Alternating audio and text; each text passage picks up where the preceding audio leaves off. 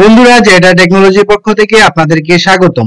আজকে আমরা নতুন আরেকটি ভিডিও নিয়ে এসেছি, যেখানে আমরা দেখাবো কিভাবে ডিগ্রি নিয়মিত ভর্তি কোর্সে আপনি পেমেন্টটি করতে পারেন।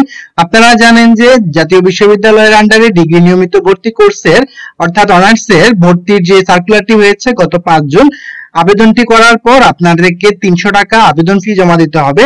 আবেদন ফি জমা দেওয়ার পর আপনার প্রসেসটি কমপ্লিট হবে, আদারওয়াইজ আপনার প্রসেসটি কমপ্লিট হবে না। তো বন্ধুরা, আজকে ভিডিওতে আমরা দেখাবো কিভাবে আপনি আবেদনটি করার পরে সোনালী সেবার মাধ্যমে টাকা জমা দিতে পারেন, অথবা নগদ, বিকাশ, রকেটের মাধ্যমে আপনি কিভাবে জমা দিতে পারেন সেই প্রসেসটি আপনাদেরকে দেখাবো।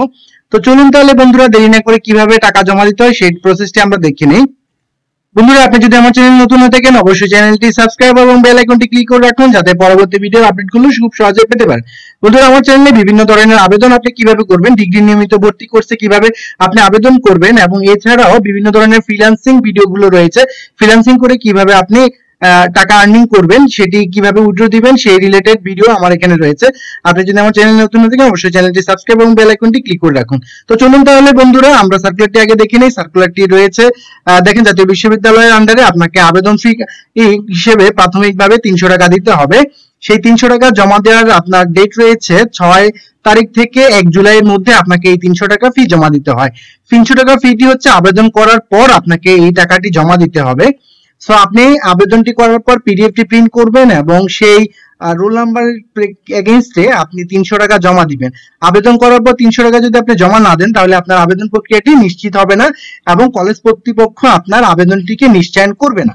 তো বন্ধুরা, তাহলে দেখে নেই কিভাবে আপনি সোনালী অ্যাপের মাধ্যমে অথবা বিকাশ, নগদ, রকেটের মাধ্যমে আপনি টাকা জমা দিতে পারেন, সেটি আমরা দেখে নিই। তো শুরুতে আমি চলে যাচ্ছি ক্রোম ব্রাউজারে, একটি ট্যাব নিয়ে নিলাম। এখানে আমি লিখবো হচ্ছে সোনালী সেবা। এই লিঙ্কটি আমি ভিডিও ডেসক্রিপশনে দিয়ে দিব, আপনারা ওখান থেকে নিয়ে করতে পারবেন। তো বন্ধুরা দেখেন, এখানে ফ্রি কালেকশন, হোম অথবা অ্যাপ্লিকেশন ফি কালেকশন, সোনালী বিল পেমেন্ট সিস্টেম, এই অপশনগুলো রয়েছে, অথবা ফি পেমেন্ট রয়েছে। আপনারা যে কোনো একটিতে এখানে ক্লিক করতে পারবেন। আমি যদি ফ্রি কালেকশন হোমে ক্লিক করি, তাহলে এখানে দেখতে পাচ্ছেন যে ন্যাশনাল ইউনিভার্সিটি ফিস এই একটা অপশন রয়েছে। এখানে আপনি ক্লিক করবেন। ক্লিক করার পর দেখেন অ্যাপ্লিকেশন ফি রয়েছে। এই অ্যাপ্লিকেশন ফিতে আপনি গেলেই আপনাকে অপশন দেখাবে, অথবা আপনি এখান থেকে, আমি যদি আবার একটু ব্যাকে দেখাই, আপনি সোনালী ওয়েব পেমেন্ট সিস্টেম লেখার পরে এখান থেকে অ্যাপ্লিকেশন ফি কালেকশন অথবা ফি পেমেন্ট, এই দুইটার যে কোনো একটাতে ক্লিক করলে সরাসরি আপনাকে এই পেজটাতে নিয়ে আসবে। তো এখানে দেখতে পাচ্ছেন বন্ধুরা, এখানে ডিগ্রি রয়েছে, অনার্স রয়েছে, মাস্টার্স রয়েছে।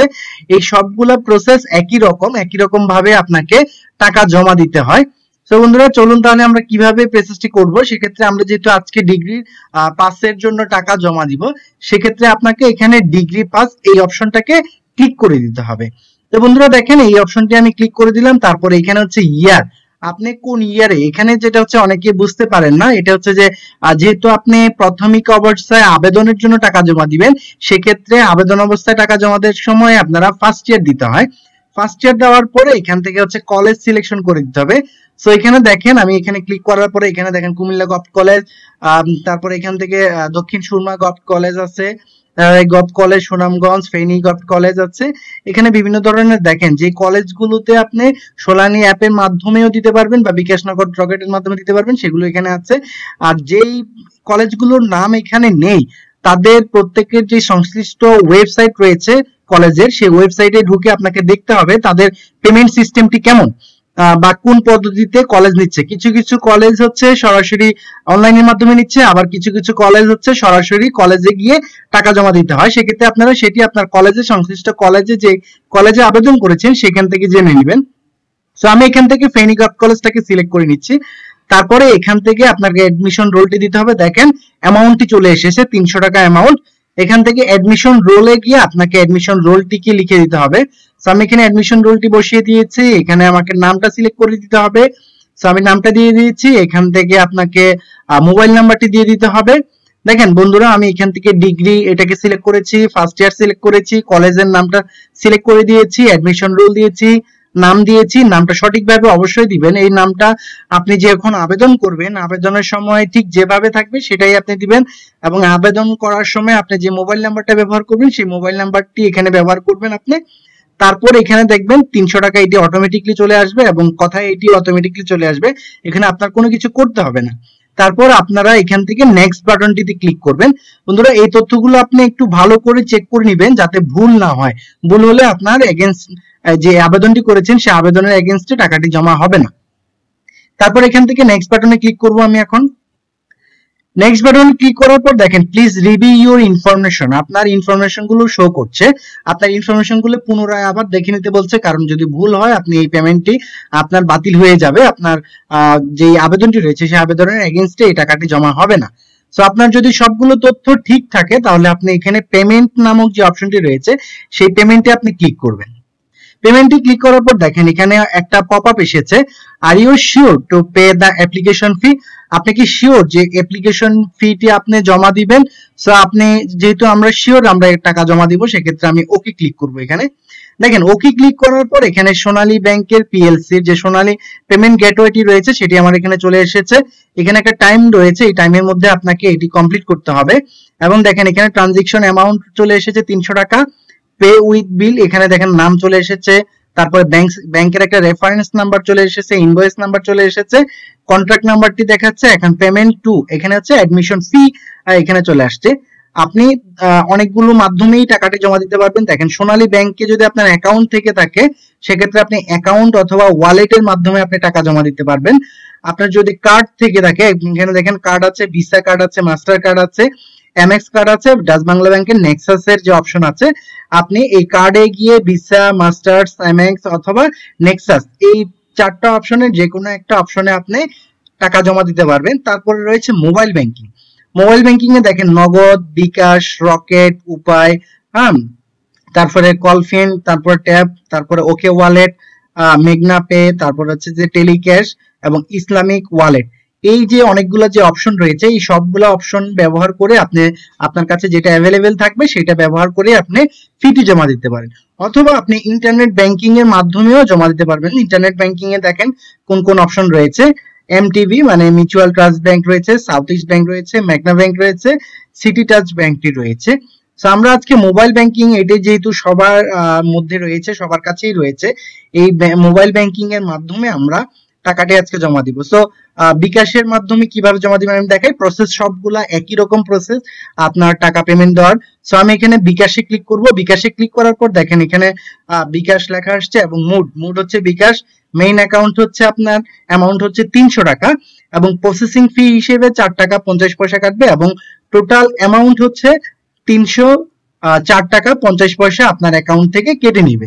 তারপর আপনি এখানে যে কনফার্ম নামক অপশনটি রয়েছে এই কনফার্মে ক্লিক করবেন।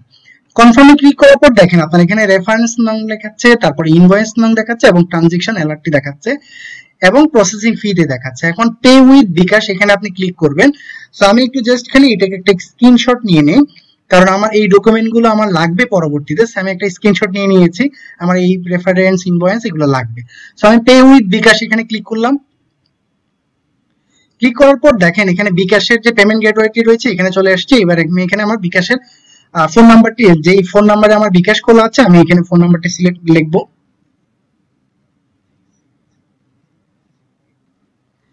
তো আমি কিন্তু নাম্বারটি সিলেক্ট করার পর নাম্বারটি আমি আবার চেক করে নিচ্ছি।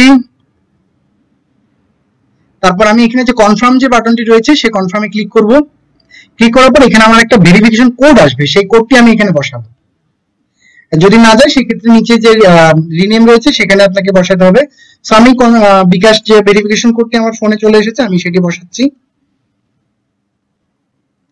সো আমি কোডটি বসিয়ে দিয়েছি। বসিয়ে দেওয়ার পরে এখানে যে কনফার্ম বাটনটি রয়েছে সো আমি এখানে কনফার্মে ক্লিক করলাম। এবার হচ্ছে আমি এখানে পিন নাম্বারটি বসাবো, আমার যে বিকাশের যে পিন নাম্বারটি রয়েছে সেই পিন নাম্বারটি আমি এখানে বসাবো। পিন নাম্বারটি বসার পর এখানে আমি যে আবার কনফার্ম এর অপশনটি রয়েছে সেই কনফার্মে ক্লিক করব। কনফার্মে ক্লিক করার পর দেখেন এখানে আপনার পেমেন্টটি সাকসেসফুলি কমপ্লিট হয়ে গিয়েছে এবং এখানে দেখেন আমার এখানে নাম দেখাচ্ছে আমার কি নামে হয়েছে, তারপরে কোন কলেজে হয়েছে, তারপরে রেজিস্ট্রেশন নাম্বারটি, রেজিস্ট্রেশন বা রোল রয়েছে যেটি আমি যে রোলের এগেইনস্টে আমি টাকা জমা দিয়েছি এবং ইয়ারটি দেখাচ্ছে, মোবাইল নাম্বার দেখাচ্ছে এবং অ্যামাউন্টটি দেখাচ্ছে এবং এখানে আমার ডেট রয়েছে এবং এখানে দেখেন লেখা আছে কলেজ কপি এবং স্টুডেন্ট কপি।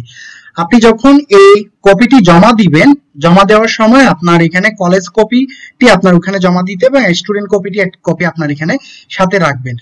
সাবমিট দেওয়ার পরে যে এখানে দেখেন প্রিন্ট ভাউচার আছে অথবা এই যে ডাউনলোড পিডিএফ আছে, এটি আপনি পিডিএফ আকারে ডাউনলোড করে নেবেন, কারণ হচ্ছে এটি আপনাকে প্রিন্ট করে আপনার আবেদন ফর্মের সাথে এটি জমা দিতে হবে আপনাকে। সো আমি এখান থেকে ডাউনলোড যে অপশনটি রয়েছে সেই ডাউনলোড অপশনটিতে ক্লিক করছি এবং এটিকে আমি ডাউনলোড করে নিচ্ছি। তো আমি এখান থেকে এটিকে ডাউনলোড করে নিচ্ছি। পিডিএফ আকারে এটি ডাউনলোড হয়ে গিয়েছে। দেখেন এই পিডিএফটি আপনার এখানে ডাউনলোড হয়ে যাবে এবং এখানে সব ইনফরমেশন আপনার থাকবে। সো এটা হচ্ছে যে আপনার পেমেন্ট প্রসেসটা। এইভাবে পেমেন্ট করার পর আপনি পিডিএফটি ডাউনলোড করে নেবেন, আপনার পেমেন্টটি কমপ্লিট হয়ে গিয়েছে এবং আপনি যে বিকাশ নাম্বার ব্যবহার করেছেন সেই বিকাশে আপনার পেমেন্ট প্রপটি চলে গেছে। বন্ধুরা, আপনাদেরকে অসংখ্য ধন্যবাদ ভিডিওটি ধৈর্য ধরে দেখার জন্য। আপনি যদি আমার চ্যানেলে নতুন হয়ে থাকেন অবশ্যই চ্যানেলটি সাবস্ক্রাইব এবং বেল আইকনটি ক্লিক করে রাখুন যাতে পরবর্তী ভিডিওর আপডেটগুলো পেতে পারেন। আমার চ্যানেলটি দেখতে পাচ্ছেন আপনার স্ক্রিনে, জেডার টেকনোলজি। এখানে বিভিন্ন ধরনের ভিডিও কন্টেন্ট রয়েছে, কিভাবে আপনি ফ্রিল্যান্সিং করে টাকা ইনকাম করে পকেটে নিয়ে আসবেন এবং বিভিন্ন ধরনের আবেদন আপনি কিভাবে করবেন, সার্টিফিকেট সংশোধন, প্রধানমন্ত্রী শিক্ষা সহায়তা ট্রাস্ট এবং প্রিলিমিনারি ভর্তির অ্যাডমিশন ফি কিভাবে জমা দিবেন, জন্ম নিবন্ধন কিভাবে সংশোধন করবেন এবং আর্থিক অনুদানের জন্য কিভাবে সাহায্য প্রার্থনা করবেন এবং কিভাবে সরকারি প্রজেক্টে আপনি আবেদন করবেন, সেই সম্পর্কিত বিভিন্ন ধরনের ভিডিও আপনি আমার এই চ্যানেলে পাবেন। সো সবাইকে অনুরোধ করবো আপনি চ্যানেলটি সাবস্ক্রাইব এবং বেল আইকনটি ক্লিক করে রাখুন যাতে আপনারা খুব সহজে এই ভিডিও কন্টেন্ট গুলো দেখতে পারেন এবং আপডেট পেতে পারেন।